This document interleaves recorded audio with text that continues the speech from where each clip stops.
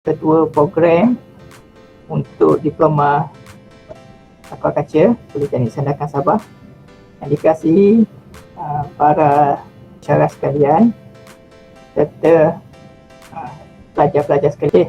Tanpa membuang masa, sementara kita menunggu panel kita untuk masuk, kita Encik Imran Afandi lah untuk bagi sedikit kata alu-aluan.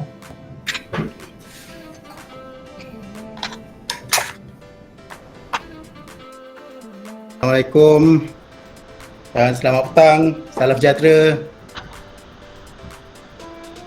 Okey, ni dah dulu saya ucapkan terima kasihlah kepada barisan pensyarah yang telah berusaha untuk mengadakan program ini untuk para pelajar Politeknik Sandakan Sabah ni.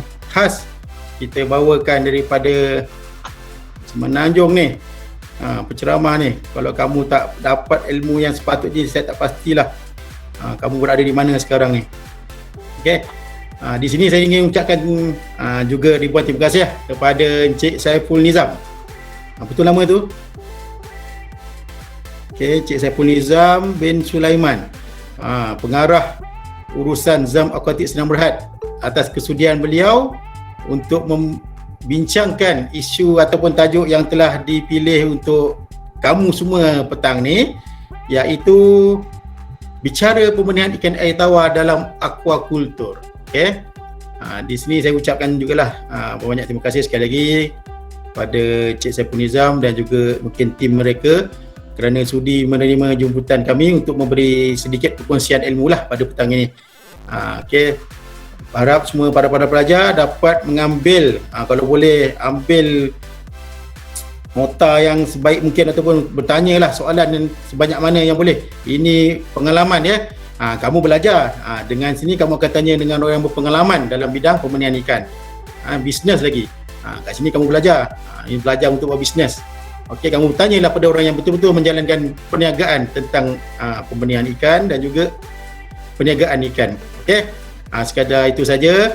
Saya serahkan semula pada pengurusi majlis. Terima kasih. Kepada Encik Saiful Nizam bin Sulaiman. Saya sebagai penyelaras untuk subjek Syafang 1 ni bersama dengan Encik Muhammad Azri dan Puan Nur Syikin berbesar hati sebab Encik Saiful Nizam ni menerima undangan kita untuk menyampaikan sedikit perkongsian dalam bidang aquaculture ni.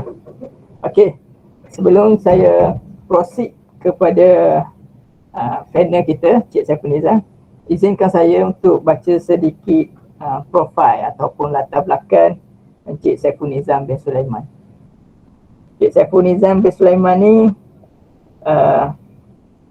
berumur 35 tahun, status perkahwinan dah berkahwin, berpendidikan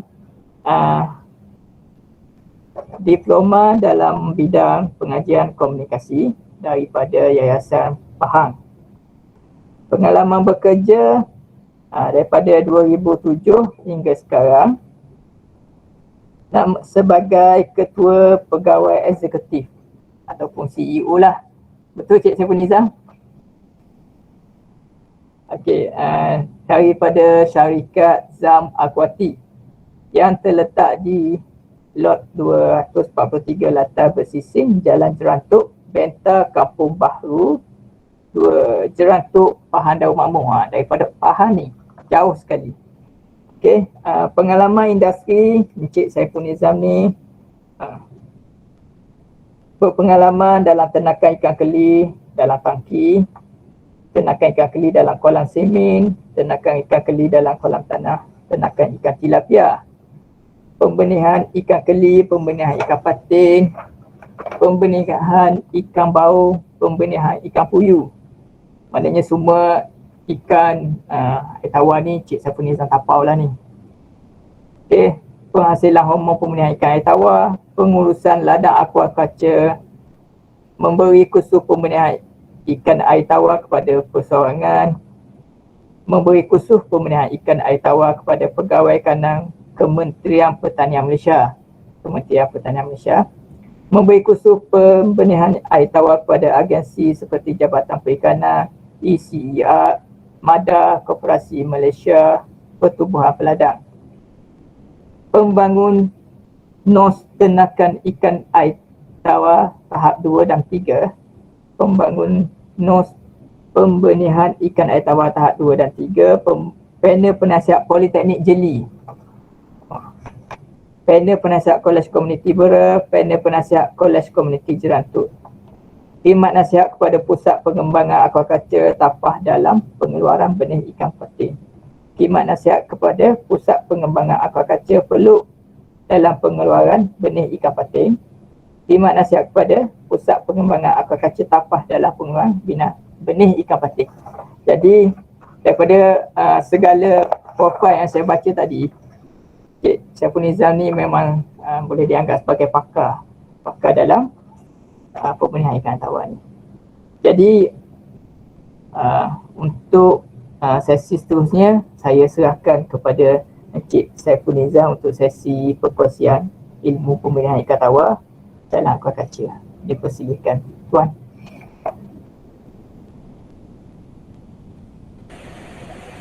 Okay, Assalamualaikum warahmatullahi wabarakatuh. Ramai juga kita punya view hari ni. Okay. Sebelum tu kehadapan yang saya hormati sahabat-sahabat daripada Politeknik Sandakan, sahabat lama saya ni, Puan Syikin, Tuan Azri, juga sahabat baru saya ni Tuan Imran, Tuan Fauzan, dan saya tak boleh tengok ramai dekat sini kan. Tapi saya setakat ni yang ada lebih kurang lebih daripada 80 kita punya peserta kan. Okey, sebelum tu saya perkenalkan diri saya kepada yang belum mengenali. Saya Saiful Nizam bin Sulaiman. Saya merupakan Ketua Pegawai Eksekutif di ZAM Aquatic, di mana saya telah terlibat dalam industri aquaculture ni sejak tahun 2007. Kita bermula di Negeri Sembilan dan pada hujung 2012 kita telah memulakan projek di Pahang, dan sehingga kini kita masih di Pahang, dan di Pahang kita ada 2 pusat pembenihan, di Kampung Baru dan juga di Kampung Perlok. Okay. Jadi kepakaran kita di ZAM Aquatic adalah untuk membantu penternak ikan air tawar mendapatkan benih ikan yang berkualiti tinggi. Selain daripada itu, kita juga menyediakan platform kepada player-player ataupun stakeholder dalam industri seperti agensi, orang-orang perseorangan untuk mendapatkan knowledge dalam industri pembenihan itu sendirilah, di mana industri pembenihan ni adalah industri yang paling kurang dalam industri aquaculture yang diceburi, ataupun industri yang paling kurang industri baru yang diceburi dalam aquaculture, sebab tak ramai yang tahu berkaitan industri pembenihan ini. Okay. Jadi saya pun tak ada terima apa-apa soalan. Yang kita punya adik-adik semua tahu, industri aquaculture ni adalah industri sumber makanan. Okay.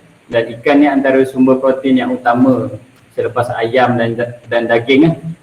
Okay. Jadi industri pembenihan ni pula, apa industri pembenihan ni? Okey, industri pembenihan ni merupakan satu industri sokongan. Dia industri sokongan kepada industri aquaculture. Industri yang orang ternak tu, industri pembenihan ni adalah industri yang menyokong industri ternakan ikan air tawar. Okey. Dan industri pembenihan ni adalah satu industri yang sangat penting, di mana sekiranya industri pembenihan ini tak berlaku, nescaya nanti di hadapannya tu penternakan ikan air tawar tu tak dapat dijalankan. Okey. Sebagai contoh saya boleh bawa berapa pentingnya industri pembenihan ni macam tahun ni lah. Okey. Bermula daripada hujung tahun lepas 2021 sehingga tahun ni, kita dalam Malaysia kita mengalami kekurangan sumber benih ikan. Okay. Jadi ini disebabkan faktor-faktor seperti faktor alam sekitar lah. Tahun lepas dan tahun ni kita mengalami cuaca yang agak ekstrim, hujan yang lebat dan berpanjangan, dan sehingga ke hari ini pun kalau di Semenanjung ni kita masih mengalami hujan setiap hari. Setiap hari lebat dan berpanjangan. Jadi dekat sini dia menyebabkan pengeluaran benih itu terganggu. Ataupun ada juga projek-projek yang gagal untuk mengeluarkan benih ikan. Jadi sekarang ni kalau di Semenanjung ni kita punya ikan pun jadi tak cukup. Ada juga beberapa penternak yang menghubungi dengan kita, dah bagi jangkaan dah. Maksudnya kalau bulan ni benih tak ada, memang lagi 6 bulan tak ada ikan nak dipasarkan. Dan di sekarang pun contohnya saya ni lokasi kami ni di Jerantut. Jadi kita punya pasaran ni lebih kepada penternak ikan yang di Sungai Pahang.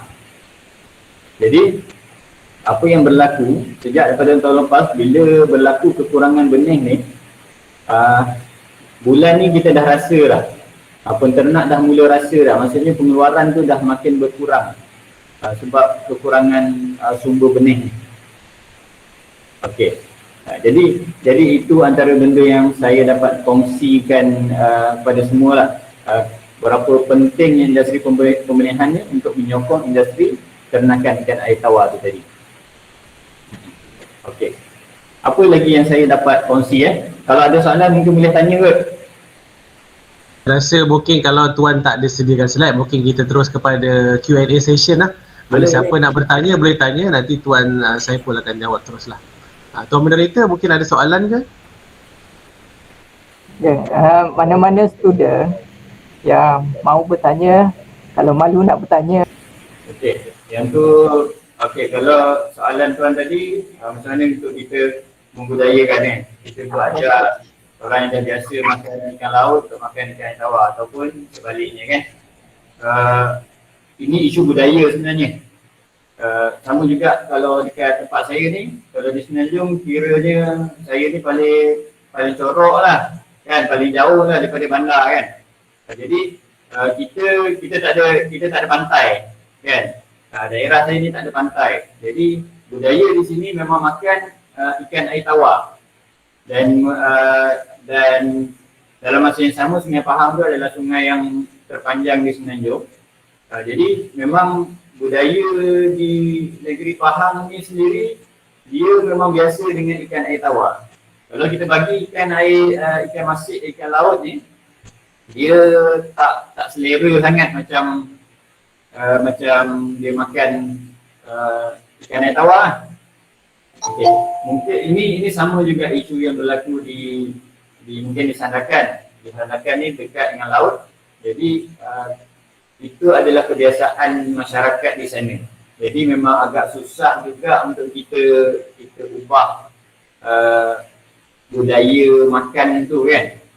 Sebab yang satu benda pasti adalah bila contohnya di Sandakan tu dekat dengan laut, ikan yang sumber daripada laut tu lebih segar. Contohnya ataupun contoh macam saya duduk di Jerantut, saya nak beli ikan laut ni, kita pergi dekat pasar, kita tengok ikan laut tu pun Allahu Akbar, dah berapa hari beli ikan kan. Jadi kita pun tak selera nak makan. Jadi ini adalah budaya dan dari segi kesegaran ikan sendiri. Jadi kalau berbalik pada Tuan Fauzan punya soalan tadi tu, kalau kita nak ubah, kita mesti provide benda yang setanding kualiti dia ataupun lebih baik daripada ikan segar daripada laut tu tadi. Jadi dia memang kita kena ajar lah, kita kena banyak buat promotion macam tu supaya orang biasa untuk cuba ikan air tawar ni.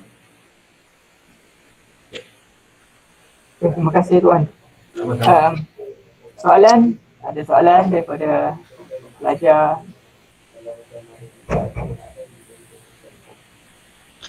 Ada soalan pelajar, saya nak tanya lah. Cik, saya nak tanya sikit lah, boleh? Boleh Tuan. Boleh Cik, saya punya tahun lepas kita kita dikejutkan dengan apa sangkar yang pecah di Sungai Perak tu. Di Sungai Perak tu, tapi apabila kita baca berita tu, kebanyakannya ikan yang diternak tu ikan invasif lah, ikan yang daripada Thailand lah, ikan macam red tail catfish lah kan yang orang ternak tu.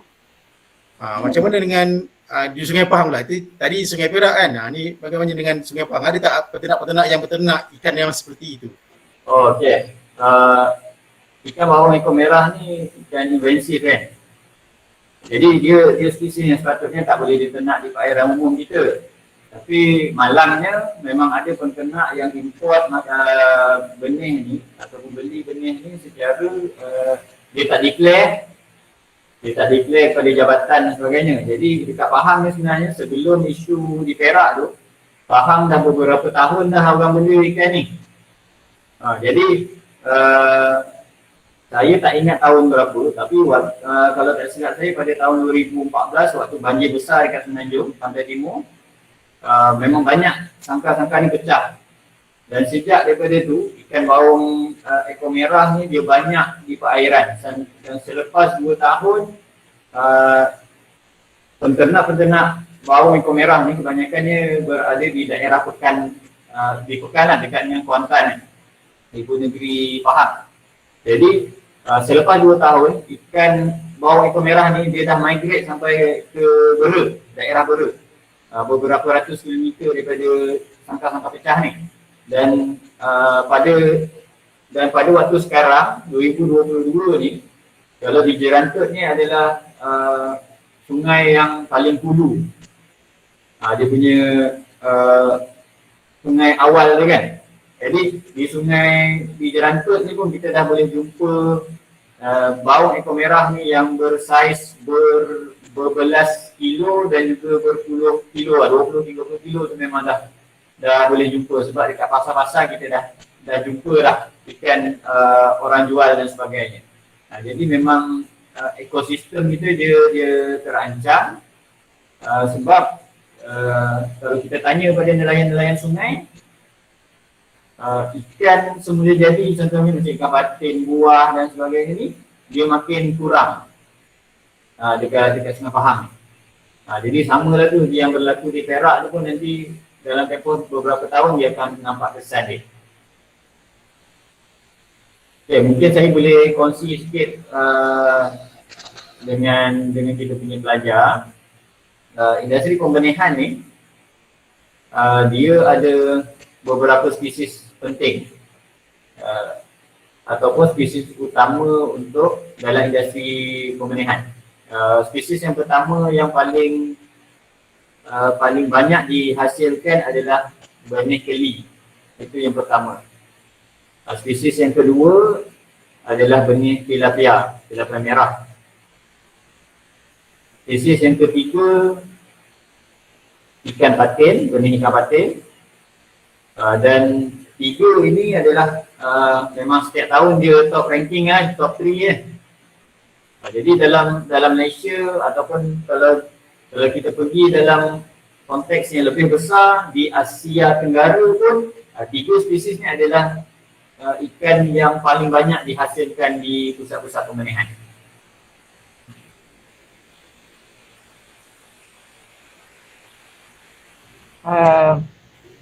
Tuan, di sini orang ada juga menghasilkan benih untuk ternakan ikan keli dan juga tilapia. Pada pengalaman tuan lah, boleh tuan terangkan sedikit macam mana daripada proses pemilihan induk hingga penetasan sampailah kepada asuhan, apakah perkara yang perlu dititik beratkan agar kualiti dan anak benih itu terjamin?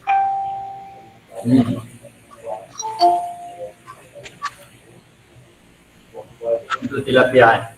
Okey. Saya tengok dekat chat ni juga ada soalan daripada student sini. Mukmin kan. Untuk student kita boleh bagi soalan dekat chat pun okey juga kalau malu nak tanya kan. Nanti lebih banyak perkongsian macam ni. Yang soalan lebih baik lah, banyak soalan jadi akan buka lebih besar konteks perbincangan kita. Okey, terima kasih Tuan Fazal. Macam mana saya nak kata untuk pemilihan tilapia, yang paling penting sekali kita, nombor satu, kita perlu tahu bakul yang kita nak ambil. Cuba elakkan untuk inbreeding. Maksudnya jantan dengan betina tu kita jadikan induk daripada satu jalur keluarga yang sama ataupun adik-beradik dalam bahasa mudahnya.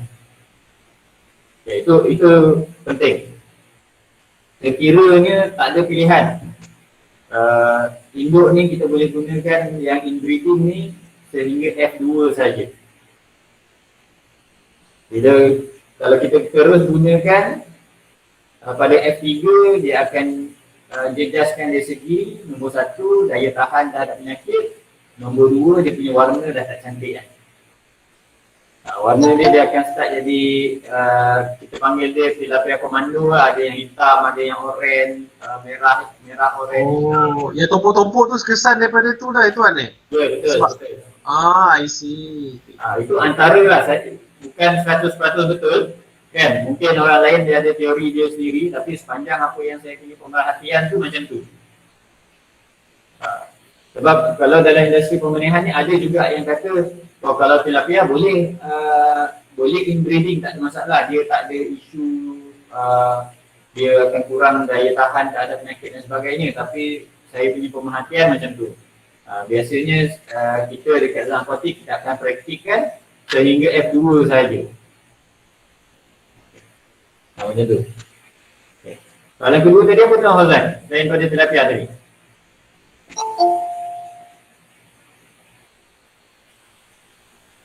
Okey, terima kasih Tuan. Selain daripada pemilihan induk yang baik, kita nak elakkan daripada inbreeding tu, apa lagi faktor yang mempengaruhi kualiti anak benih? Maknanya kita akan dapat hasilkan anak benih yang tahan lasak, aktif dan survival rate dia tu tinggi lah. Dan dia cepat membesar. Okey, ada beberapa tips kalau kita pergi konteks tilapia, pemilihan tilapia ni. Ada beberapa konteks tadi. Yang pertama tadi pemilihan induk. Yang kedua, penyediaan tempat ternak dia. Itu penting. Kalau macam kita dekat sini, kita praktis kita di kolam tanah induk kita. Jadi kolam tanah ni dia punya preparation, dia nampak macam tak ada apa-apa, macam biasa je. Tapi kalau kita tak cukup teliti dalam penyediaan kolam tanah ni, dia akan efek kita punya production. Itu yang pertama. Kemudian seterusnya adalah sewaktu kita jaga induk tu sendiri. Okay. Kita tahu di mana bila kita nak buat breeding tilapia ni, dia ada dua kaedah. Kaedah pertama yang kita ambil telur, kita masuk dalam incubator kan. Kaedah yang kedua secara semula jadi. Okay. Jadi yang saya nak tekankan ni kaedah semula jadi. Okay. Untuk kaedah semula jadi, dia punya critical point dia adalah bila pada pemberian makanan. Tilapia ni dia sangat sensitif pada perubahan suhu persekitaran. Jadi setiap perubahan suhu persekitaran ni ataupun perubahan cuaca persekitaran ni, dia akan jejaskan dia punya pemakanan.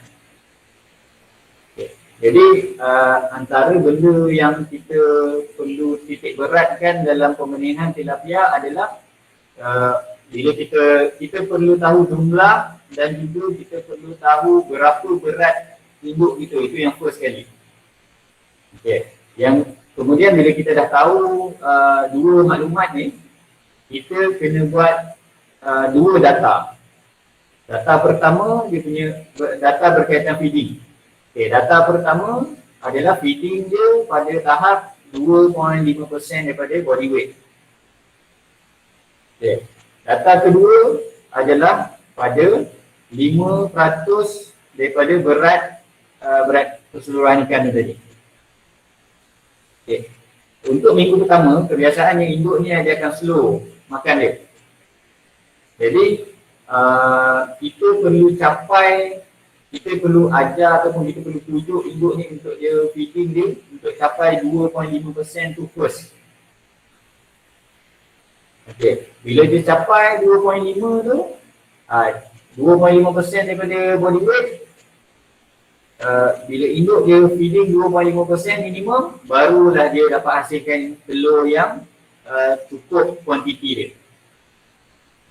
Okay. Pertama, cukup kuantiti, dan kedua, dia akan keluarkan telur pada masa yang sepatutnya.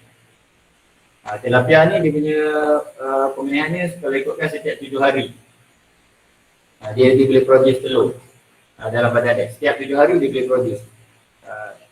Kita pernah praktik dulu waktu saya dengan kawan-kawan di farm di Seremban, kita praktis sebulan kita ambil telur daripada mulut induk tu banyak 3 kali setiap 10 hari. Jadi tapi feeding mesti kena betul tepat lah. 2.5% ni perlu capai dulu. Okey, bila capai 2.5%, kita perlu gerakkan feeding ni kepada 5%. Jadi bila capai 2.5%, next target kita 5%. Tapi kalau tak capai tak apa. Kita cuba elakkan untuk dia drop. Jangan bagi dia feeding kurang daripada 2.5%. Jadi yang ini antara critical point dia lah. Ini rahsia ni saya bagi tahu ni. Sebenarnya. Sebab kemudian sebab nanti bila dekat contoh dekat farm, bila bagi feeding 2 kali kan. Kebiasaan lah, praktis biasanya kita akan bagi feeding 2 kali. Kita bagi makan sekali. Kalau kita kira balik, alamak, satu hari 2 kali dia makan ni feeding mungkin 0.5 ataupun 1% je feeding dia. Sebab banyak buku yang menyatakan feeding 2 kali. Tapi kita kena tambah feeding ni melalui kekerapan makanan lah. Kalau kita dekat farm, kita akan bagi makan 4 ataupun 5 kali. Biasanya 2 kali tu memang kita tak pernah tak buat lah. Kalau contohnya cuaca yang hujan pun kita akan cuba bagi juga 3 kali. Kecuali kalau hujan tu berpanjangan sampai petang ataupun daripada pagi sampai petang. Jadi antara kritik je dia. Pasal feeding tu, maknanya apabila kita tahu jumlah makanan yang sepatutnya kita bagi pada tilapia tu dalam masa 1 hari, cuma kekerapan dia saja yang kita kerap. Betul. Okay. Sebab kalau kita bagi 2 kali, kemungkinan besar takkan boleh capai 2.5% tu.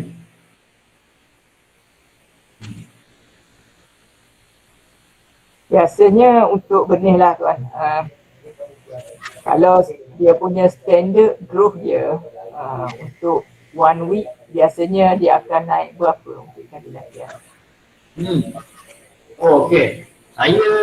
Saya tak ingat data Saya kat sini, saya punya farm executive pun ada join ni. Mungkin boleh, kalau dia boleh sini boleh share. Semuanya, tadi saya baru tengok data pagi tadi. Okay. Antara data yang saya boleh kongsikan adalah daripada dia mula menetas sehingga dia capai saiz 2 ke 3 inci Sebab dalam kolam ni dia punya saiz tak rata. Dia punya tempoh masanya sekitar 40 hari. 40 ke 45 hari macam tu. Dah boleh capai untuk saiz 2 ke 3 inci.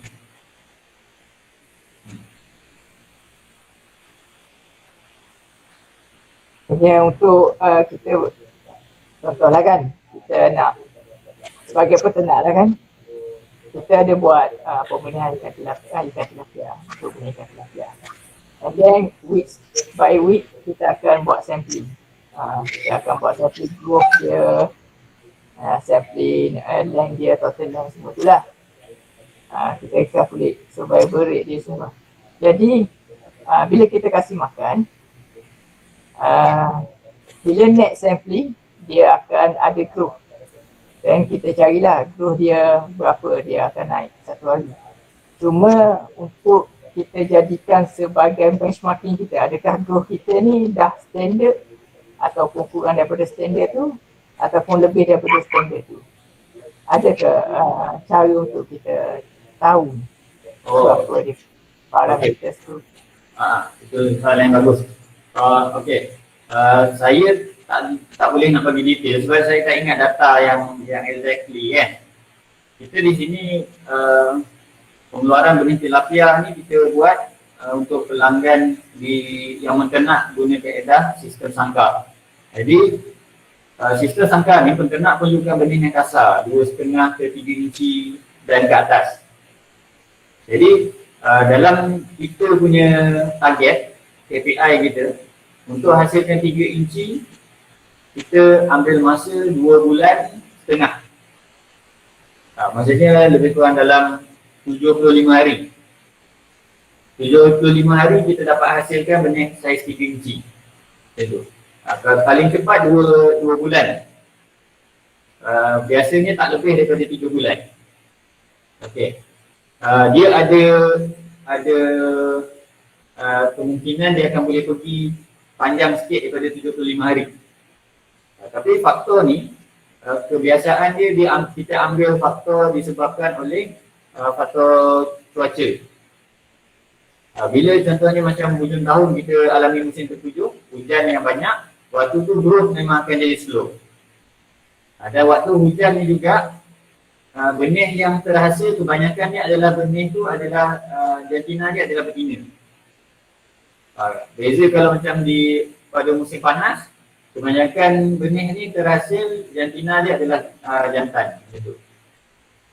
Jadi untuk kita dekat farm, untuk saiz 3 inci ni kita target 75 hari. Okay, terima kasih Tuan. Kalau sebelum ni, kalau keli kita akan gunakan bantuan hormon untuk pembiakan dia kan. Untuk tilapia, adakah kita boleh gunakan bantuan hormon melalui suntikan ataupun melalui kita campur dengan makanan ke untuk membantu proses pembiakan dia? Okey, kalau untuk proses pembiakan ni, untuk tilapia kita tak ada injek apa-apa hormon. Itu yang pertama.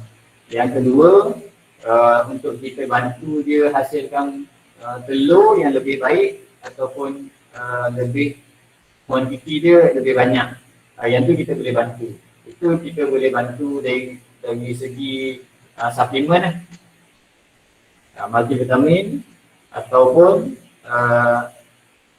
protein booster dan sebagainya, ataupun bukan protein booster, maksudnya kita bagi feeding kadar protein yang lebih tinggi sedikit daripada kebiasaan. Kebiasaannya kita bagi makan protein 32. Mungkin kita boleh bagi makan yang 34-35% macam tu. Itu yang pertama. Kemudian kita boleh tambahkan suplemen dalam feeding.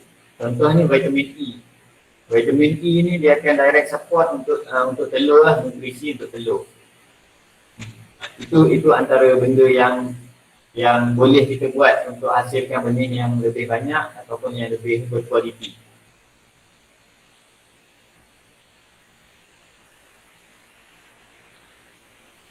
Okay, terima kasih Tuan atas penjelasan. Okay. Ada soalan daripada pelajar?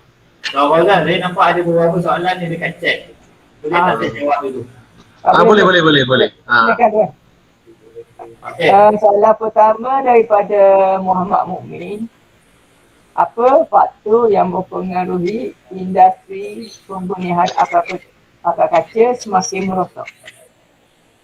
Okey. Soalan saya nak tanya Kak Mumin balik, macam mana tahu merosot? Okey, gurau. Okey. Dalam industri pembenihan ni, dia bukan merosot, dia graf dia macam ni. jumlah hatchery dalam Malaysia tak seiring dengan pengeluaran benih ikan. Macam tu. Bahasa mudah je, benih yang di hatchery baru kurang. Okey. Jadi soalan ni industri pembenihan apa betul tu semakin merosot. Dia sebenarnya isu dia macam ni. Dalam Malaysia dia ada satu situasi di mana pengeluar benih ni dia punya individu ataupun syarikat yang mengeluarkan benih ni dia adalah player-player lama kebanyakan. Jadi kurang player-player baru yang involved, yang menceburkan diri dalam industri pembenihan ni.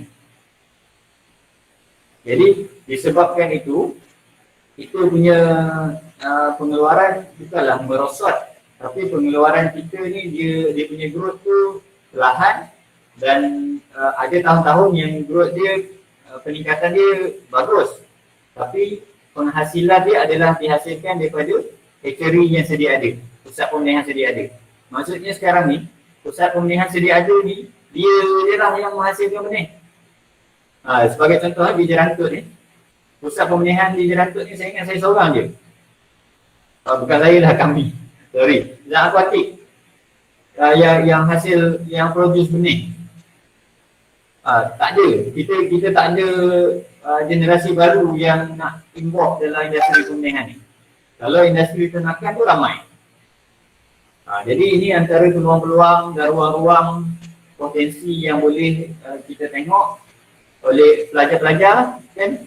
Sekarang dah semester 4, nanti nak habis, contohnya nak jadi usahawan ataupun nak ceburkan diri untuk hasilkan benih, boleh, tak ada masalah sebab dia punya ruang tu masih besar lagi, masih banyak lagi untuk penerokaan tu.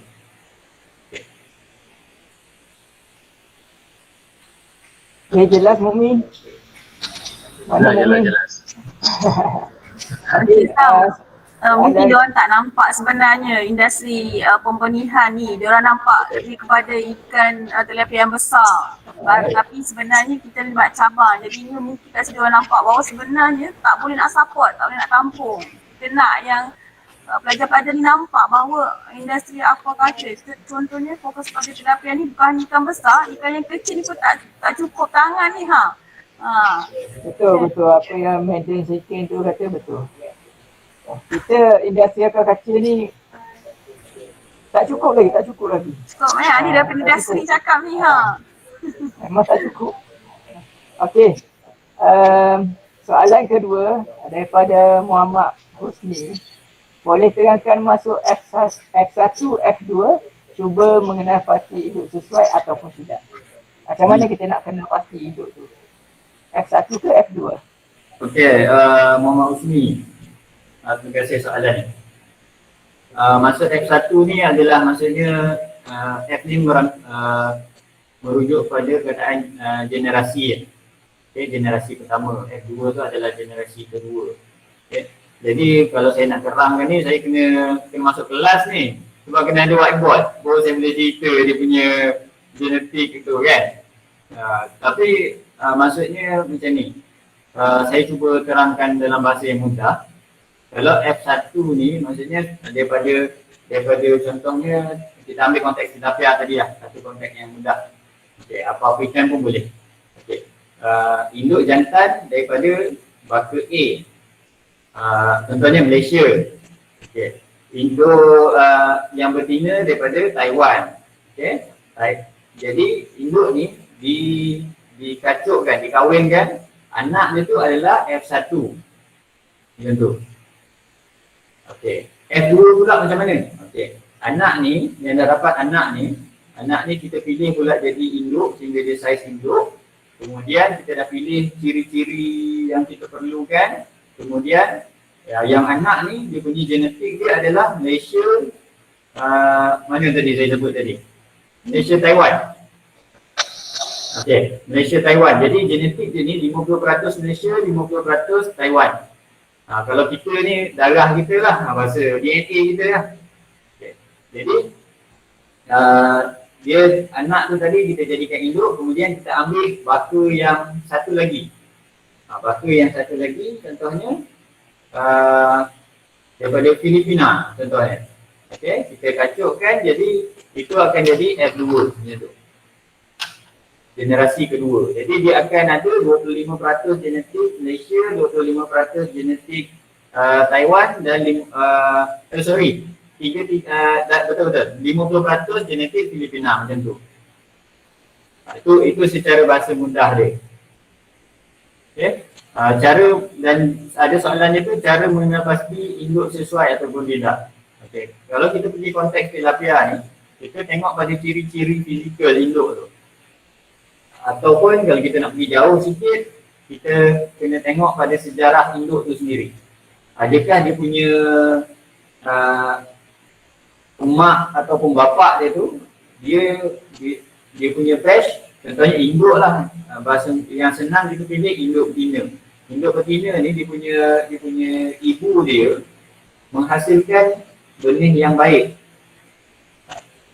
Itu sejarah dari segi sejarah dia. Kemudian dia menghasilkan telur yang optimum pengeluaran dia. Kemudian dia dapat hasilkan telur pada umur yang tepat, umur matang yang tepat. Itu antara kriteria-kriteria dari segi aspek sejarah yang kita perlu tahulah. Okay. Kemudian ada pula aspek yang kedua adalah aspek fizikal. Macam tilapia ni, kita nak jadikan anak dia ni warna cenderung ke arah apa? Contohnya. Jadi contohnya kalau ciri-ciri fizikal ataupun warna, pigment ni kita akan pilih rujuk kepada jantan, induk baka jantan. Jadi kalau kita nak merah, nak jadikan dia merah lebih pekat contohnya, kita akan pilihlah induk jantan ni yang warna dia lebih merah. Anak dia tu akan ada potensi yang lebih baik untuk follow warna induk yang baka jantan tu tadi. Okey, macam tu. Itu antara ciri-ciri yang kita boleh buat lah. Kemudian kalau ikan-ikan yang lain, ciri-ciri yang simple, yang mudah untuk kita rujuk, kita tengok ikan tu tak cacat. Itu yang penting. Kita tengok sirip dia cukup kan. Mulut dia tak ada yang sengit-sengit macam tu. Itu antara ciri-ciri fizikal. Ataupun saiz mulut dia tak terlampau kecil. Ataupun kepala dia, tengkorak dia tu tak terlampau besar. Sebab dia ada ratio berapa peratus kepala compare dengan badan. Macam tu. Itu semua kalau kita nak pergi lebih detail tu dia macam tu. Untuk hasilkan certain baka yang lebih berkualiti. Ataupun contoh macam tilapia ni, kita nak buat mata dia jadi warna biru, mata dia jadi warna hijau, mata dia jadi warna kuning ataupun merah, itu semua kita boleh buat. Tapi Cik Sam, macam ni? Mak Saleh biar betul. Dia macam Mak Saleh kan ni. Boleh ya? Betul, sebab saya belajar ilmu ni daripada orang Malaysia juga. Tapi dia run hatchery di Thailand lama. Salah seorang daripada saya punya tuan guru lah. Jadi macam kita dekat dalam ni kita tak praktik pun benda macam ni. Kita nak mati hijau lah pun tu semua. Tapi waktu saya duduk farm dulu, memang kita produce saya ada dua experience. Satu, kita hasilkan benih mati hijau saja. Batch tu akan jadi hijau semua. Dia punya celak mata. Lepas tu ada satu batch kita hasilkan mata dia warna biru saja macam tu. Dua warna ni lah yang cantik sebab dia macam apa? Ada cahaya kan memantul warna dia tu. Kemudian ada satu lagi saya punya tuan guru juga Cina, bahasa Cina. Dia hasilkan benih tilapia dia, semua dekat atas kepala dia ada satu titik warna hitam. Ada satu titik di tempat yang sama. Semua benih dia macam tu. Jadi saya tanya kenapa Messi nak buat ada titik ni? Lepas tu dia jawab, okey, ini senang sebab kita ada ramai customer yang nakal tau. customer ni dia nak diambil benih daripada sumber yang banyak. Dia ambil daripada 2-3 pembekal. Jadi bila satu pembekal kata ikan mati, dia claim dekat semua orang. Jadi bila customer biasa buat macam tu, jadi kita dekat breeder pun kita perlu lebih kreatif lah. Jadi bila kita punya benih ada tanda hitam, kita minta penternak hantar benih yang mati tu, hantar gambar. Bila hantar gambar tengok tak ada tanda hitam, dan itu bukan kita punya ikan lah, macam tu. Pandai. Lagi siap-siap. Terima kasih. Maknanya lepas ni dengar tu semua. Sampah ni dia kaya dengan ikan bilis mata biru.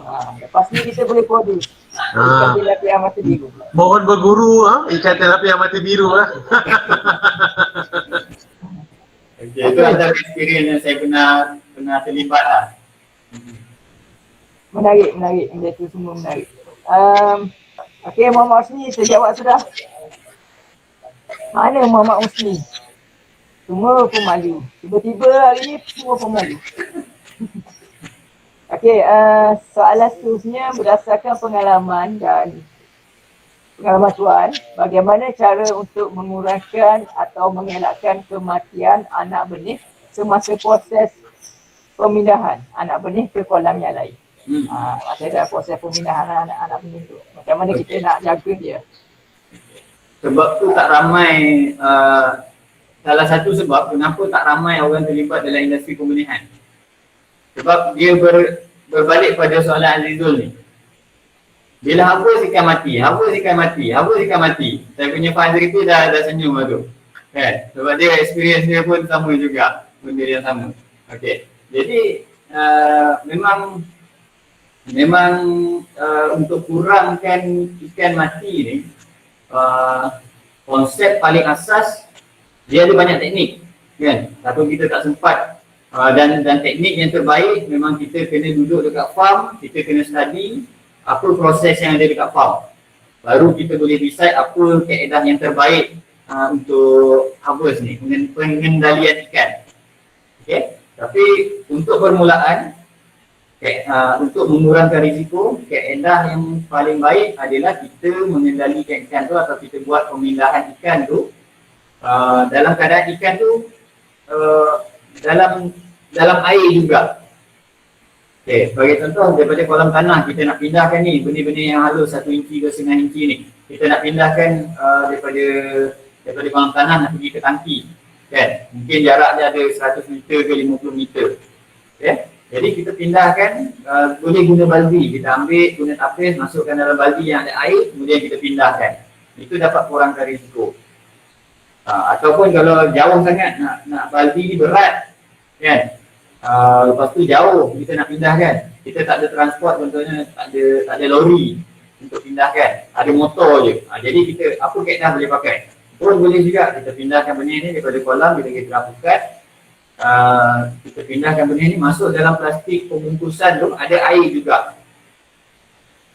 Itu antara faktor yang dapat mengurangkan risiko kematian anak semasa proses pemindahan. Tapi dia ada satu lagi proses tuaian.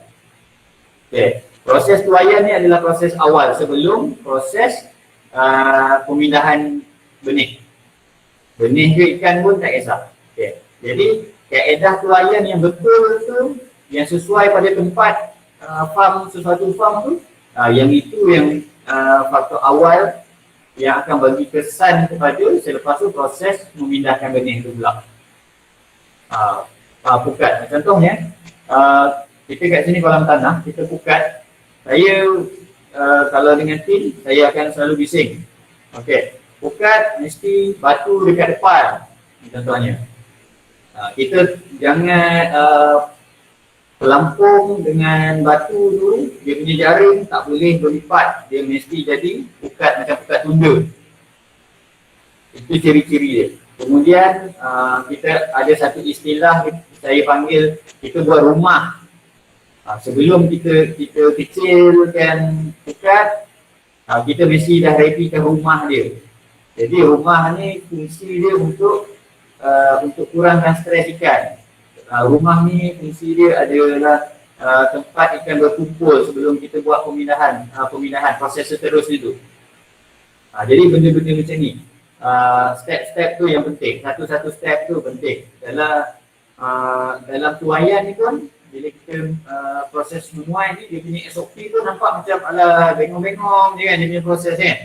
Nak kena batu dulu lah, batu sikit, lepas tu dah lepas, lepas tu pelampung pula usik sikit-sikit, tapi itulah antara benda yang dia punya SOP yang penting supaya bila kita selesai tuaian, bila kita nak buat pemindahan, ikan tu memang berada dalam keadaan yang tak cedera.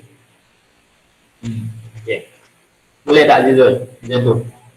Maknanya proses handling dan proses minimiskan stres tu sangat penting. Betul, sangat penting. Okey, soalan tu, Mumi, aktif betul Mumi. Apakah hormon yang sesuai untuk induk tilapia jika kita inginkan pembiakan menggunakan suntikan hormon? Kita nak try juga suntik hormon tu pada tilapia. Okey, Mukmin. Untuk pemilihan tilapia, kita tak pakai hormon. Kita kaedah semula jadi saja. Kalau mungkin Mukmin pernah tengok ke dekat mana-mana video yang kita suntik tilapia tu. Itu bukan hormon, itu adalah vaksin. Kebiasaan dia pakai vaksin Staphylococcus. Jadi untuk induk tilapia memang kita tak pakai langsung apa-apa hormon. Kecuali kita tambah suplemen pada induk melalui feeding, pemakanan tu tadi.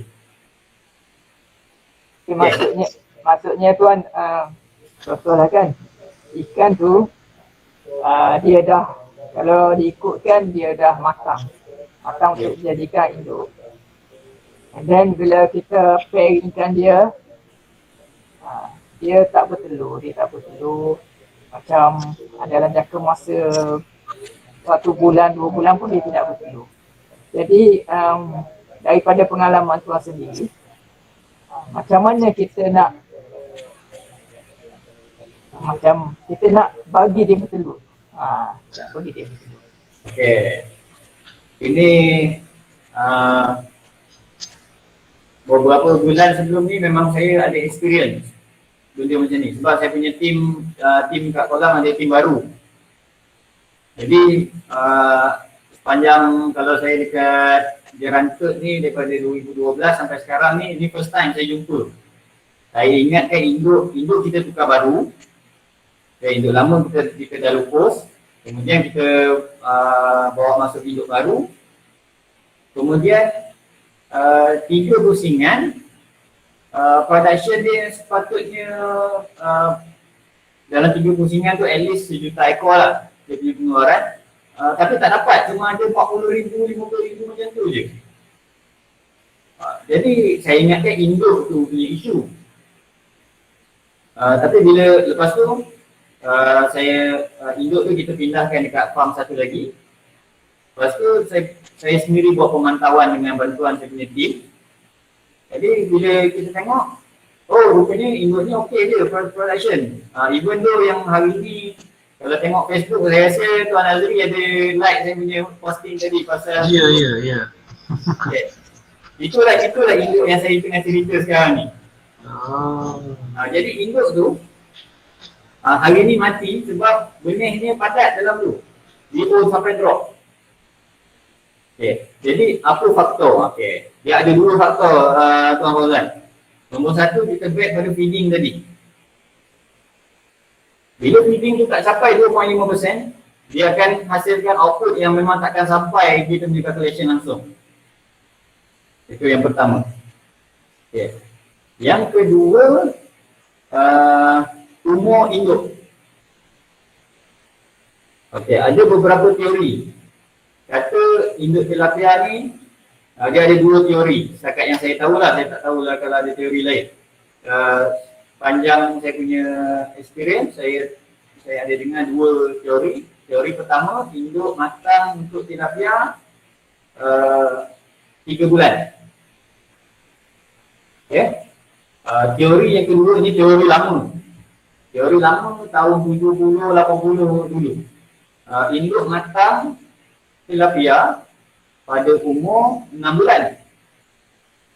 Jadi mana satu betul? Ini lama dulu saya buat perbandingan data apa semua. Jadi rupa-rupanya dua-dua ni betul. Dua-dua ni tak ada yang salah. Cuma ni penerangan tu saja tak jelas. Okey. Untuk induk tilapia yang kata formula lama dulu kata 6 bulan. 6 bulan ni kalau kita beli ikan rasanya dah grade A dah. Kan? 50 gram, 800 gram mungkin sekilo pun kita boleh dapat dah. 6 bulan. Okay. Jadi rupa-rupanya dia ada perbezaan pada informasi je. Yang 6 bulan ni dikira daripada hari pertama yolk dia habis. Maksudnya daripada stage rega tu sampai dia jadi induk 6 bulan. Bila saya compare dengan data kita buat tadi, oh betul. Betul, teori ni pun betul. Sebab daripada rega first day dia habis yolk sehinggalah kita dapat saiz 3 inci tu lebih kurang 2 bulan setengah, 2 bulan macam tu. Paling lama pun 3 bulan. Okey. Jadi daripada 2 inci setengah 3 inci ni untuk jadikan induk kita perlu ambil masa lagi 3 bulan untuk jadi tempoh umur matang dia. Dia besar-besar lebih kurang tapak tangan. 3 ekor sekilo, 4 ekor sekilo macam tu saiz dia. Jadi teori ni betul. Teori lama ni. Teori baru 3 bulan. Jadi bila 3 bulan saya study, rupa-rupanya 3 bulan tu daripada benih yang dibeli kemudian diasuh untuk jadi induk. Jadi dia beli benih 2 inci atau 3 inci tu umur dah 3 bulan dah. Kalau informasi dah. Jadi informasi saja. Jadi kalau untuk induk ni yang saya matang ni kalau maksudnya saya suka pakai yang 6 bulan sebab daripada telur dia jadi ikan. Kan? Macam tu. Tapi kalau kita ambil benih, kita kena tanya orang buat benih tu, ini umur dia berapa? Sebab kita nak jadikan induk. Sebab ada juga induk benih yang umur saiz 3 inci, mungkin 6 bulan umur dia. Jadi bila kita bela, dia dah naik besar-besar 2 jari ke, jadi 3 jari, tiba-tiba dia beranak. Jadi dia saiz dia tu bukanlah saiz yang produktif untuk hasilkan telur dan anak. Maksudnya dia dah tua lebih 3 bulan ke depan kan. Jadi sejarah kalau kita beli benih untuk jadikan induk, sejarah benih ni kita perlu tahu umur dia tu. Itu penting. Jadi ada Cik Zaini kena ada ya kat sini. ada usia ke? Maksudnya induk tu boleh dijadikan induk. Jadi apa tuan-tuan? Induk tu kita boleh pakai sebagai induk. Ada tempoh jangka hayat dia. Oh, okey. Yang ni saya pernah buat kajian 3-4 tahun dulu lah. Kalau praktik untuk ladang besar, kebiasaannya 3 pusingan tukar. Ataupun paling lama bila induk tu capai saiz 600 gram, 650 gram ke atas, induk perlu ditukar. Okay. Saya itu pun setuju. Saya belajar ikut kaedah yang itu. Okay. Tapi induk ni saiz 650 gram ke atas pun sebab apa ditukar tadi tu? Sebab ni kebiasaannya induk ni dia punya fecundity telur dia dah merosot. Dia punya jumlah telur untuk per induk tu dia dah mula merosot. Jadi sebab itu faktor dia kita tukarkan. Tapi yang saya pernah buat satu study juga dekat farm di Kampung Baru, kita gunakan yang betina tu daripada baka Taiwan, memang ada sijil. Kita beli daripada punya sahabat seorang, dia import bawa masuk ke Malaysia, dia ada sijil Taiwan, lepas tu kita asuh 3 bulan, 3 bulan lebih untuk jadikan induk, kemudian kita pilih betina saja. Betina saja untuk jadikan baka, Kemudian kita crosskan dengan yang kita punya sendiri, pakai jantan. Okay. Yang tapi kena jagalah. Induk tu feeding dia kena dengan multivitamin, vitamin E, apa semua kan. Jadi induk ni dia punya production dia boleh bertahan selama 3 tahun. Tanpa perlu tukar. Production saya 3 tahun. Yang tadi yang benih induk baru ni yang kita tukar ni, yang sebelum ni Rufus tu adalah induk yang batu dia pada Taiwan. 3 tahun saya gunakan. Dia nampak. Dan dia punya production tak merosot. Selepas 3 tahun baru dia start merosot. Jadi dia ada banyak beberapa pertimbangan lah yang kita perlu ni. Kita tengok. Okey, jelas. Student ada lagi soalan? Ambillah peluang ni nak tanya soalan. Okay, sebab kita pun dah dekat jam 3. Macam tak rasa. 10 minit je. Tak boleh kita buat repeat. Itulah. Masa mencuba kita ni. Ya, pertama tu bukan kita tak nak buat lama. Pertama kesian kepada tuan penceramah kita lah sebab bulan puasa. Nak bercerita panjang. Sejam tu nampak macam singkat tapi bila bercerita ni dia mengeluarkan throwback balik pengalaman-pengalaman lalu. Jadi memang benda tu yalah, orang kata memenatkan lah. Orang kata biar kita kerja angkat berat lagi daripada bercakap. Oh, bercakap penat tuan. Walaupun sejam. Dia orang ni semua semester 4. Jadi semester 6 dia orang dah pergi LI. Okey. Adakah company tuan menerima budak LI ke? Laju je flower. Dah tanya untuk LI kan? Okey. Macam ni Tuan Fazal, Tuan Azri dengan Puan Syifin. Bagi kami the best student untuk kami asuh dia jadi the best player dalam industri benih ni. Kalau student betul-betul komit dalam untuk belajar, untuk perform betul-betul dalam industri pembenihan 3 bulan, insya-Allah dia akan dapat 90% knowledge yang ada. Peluang ni. Nampak ni offer tau. Ada ni tempat yang lain tak faham. Memang bagi full support. Encik Zam, untuk beritahu Encik Zam, majoriti di sini adalah pelajar-pelajar pada sinilah Sabah, Sarawak lah yang makin Borneo ni. Jadi ada berselanjut sikit lah. Jadi diorang ni lebih macam Encik Fazal cakap, dia lebih nampak kepada industri air masin, ikan air masin ni lah berbanding tawar. Tapi sebenarnya ada boleh dibangunkan sebab sini memang sumber-sumber air pun ada banyak kan. Begitulah. Okey, saya share sikit.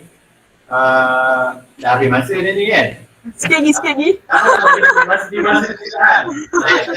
berkaitan potensi. Okey. Sabah, Sarawak potensi dia. Apa potensi masa depan dia? Saya ini sebab saya tak boleh nak pindah ke Sabah, Sarawak je. Kalau boleh saya dah pindah. Macam ni. Sebab kita punya networking, kita ada Indonesia, kita ada Thailand. Salah seorang dia daripada sahabat Tuan Azri dengan Puan Syifin juga yang dulu datang kan. Okey. Jadi Sabah Sarawak ni future dia punya potential sangat besar. Okey? Sangat besar. Untuk ikan air tawar jangan risau. Dia sangat besar. Sebab apa saya cakap macam tu? Okey. Indonesia sekarang ni dia akan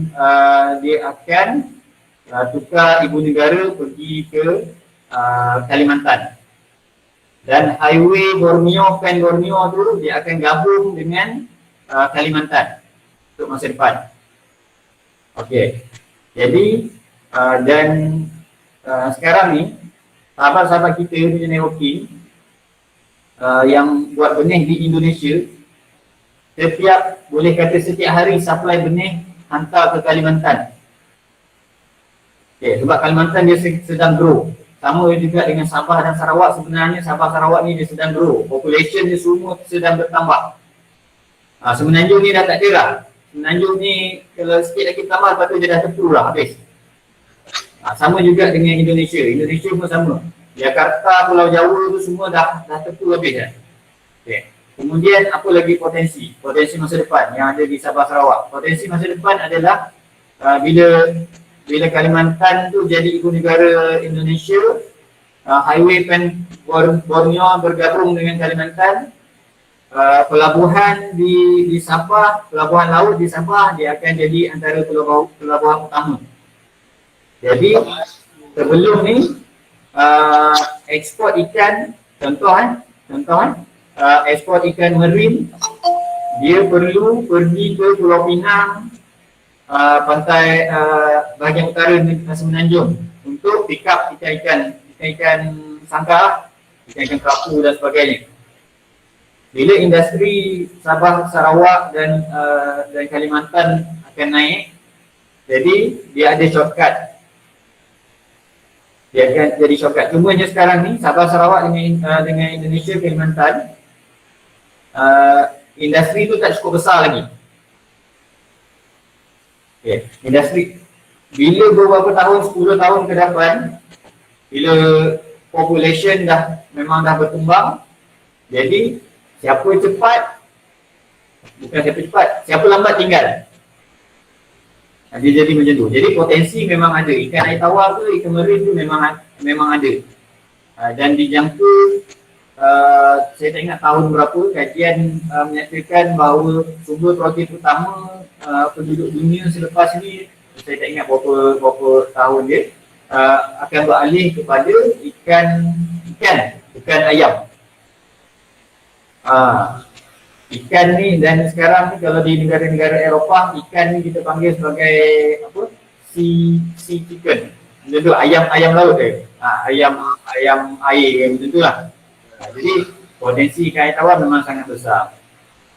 Jadi dia tak kisah kat mana-mana, kat Semenanjung tu, kat Sabah Sarawak pun memang boleh buat bila-bila masa. Dan contohnya di Sarawak, saya pernah ada order sebanyak benih patin sebanyak 1 juta ekor. Sekali order. Banyak. Yes. Order memang banyak. Dan harga dia 1 inci RM1. Macam ikan kerapu. Dia cakap mahal. 1 inci RM1. Ya. Macam ikan cakap ikan kerapu ni. Ingat tu semua, peluang kamu ni, kalau kamu memang betul-betul committed, adalah jalan je. Betul, insyaAllah. Itulah saya bakar sikit studio ni dia. Mungkin saya nampak Tuan Zam, mungkin nanti Zam Aquatic ni akan expand lagi besar dan mungkin akan buka satu cawangan di Borneo. InsyaAllah sebab Zam Aquatic dia dah ada SOP. Dia dah SOP untuk peternakan ikan yang lengkap. Jadi mungkin lepas ni dia memerlukan satu tim di Sabah atau di Sarawak. Jadi mungkin akan buka cawangan sana. Mungkin ni lah bakal-bakal yang jadi staff, manager kat sana kita nguruskan untuk kita grab peluang ini. Kita cater di Kalimantan. Memang berada di Pulau Borneo ni lah.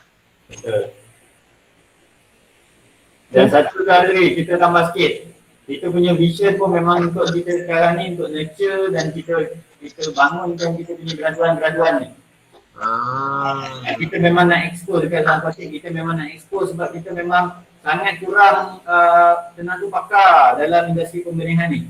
Dalam Malaysia tenaga pakar ni, Bangla, Nepal, Indonesia itu orang yang pakar, bukan orang kita.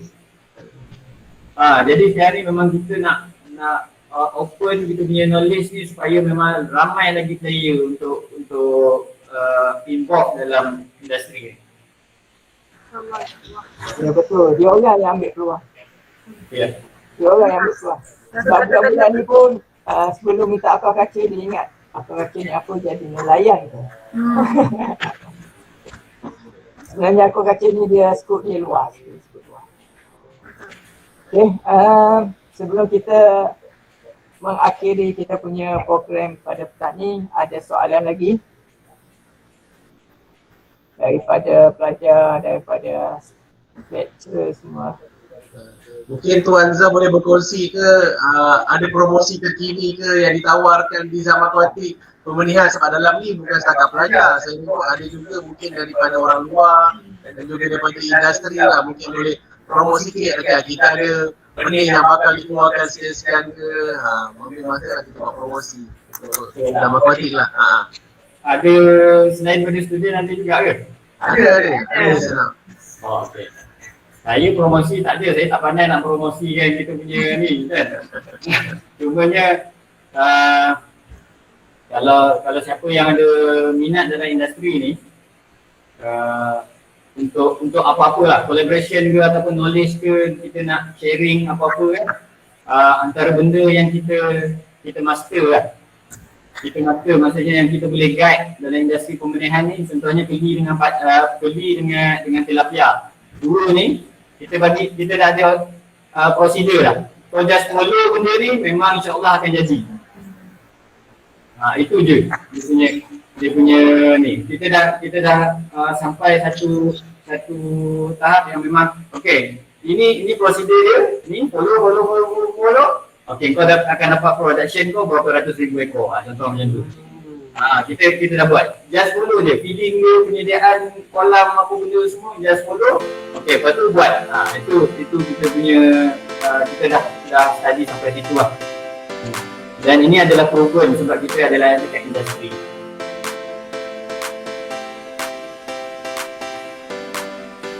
Okey. Nampaknya petani sebenarnya tak cukup sebenarnya. Memang tak cukup. Banyak lagi soalan yang boleh dibicarakan. Setakat hari ini kita tamatkanlah kita punya sesi petani. Terima kasih sekali lagi daripada pihak kami, pihak Politeknik Sandastan Sabah, kepada Tuan Sekda, kepada Sudi untuk berkongsi segala jenis knowledge, segala jenis pemakaran dalam bidang penakan air tawar ni. Saya harap lepas ni mungkin ada lagi lah. Kita berhenti di sini je. Kita ada program-program lain, akan bersama, nanti lah kolaborasi ke. Tahu Tuan Azam kan dia nak buka di Borneo mana kata JAD. Dia dah tahu kan. Amin. Kita bantu. Ajar kita boleh jadi dia punya manager ke, penyelia ke. InsyaAllah. Okay, kita sebelum kita tamat ni ada sesi fotografi ke? Boleh juga lah. Mungkin belajar. Boleh buka kamera dulu. Sebab diorang ni Kamera semua. Biasanya tutup sebab makan lain kan. Lain tak kuat. Biasanya masa ni ramai je. Okay, boleh buka kamera. Kita nak ambil gambar. Siapa ambil? Chicken. Kami dua boleh ada. Okay. Buka on circle. Buka kamera. Lepas tu Tuan Zam yang apa nama cara kita ni dah rakam. Mohon dia lah untuk saya upload dalam YouTube moga kata pengurusian ni memberikan kita dalam pahala dan membuka jalan kepada orang lain. Kita nama teruskan dalam bidang selama ini hakikat air tawar. Dah boleh. Okey. Dia dah bersedia buka. Okey, yang besar buka ni tidur dah ni, tahulah kan paling sedap tidur. Okey. Ya, 3, 2, 1. Okey. Sekali lagi. 3, 2, 1.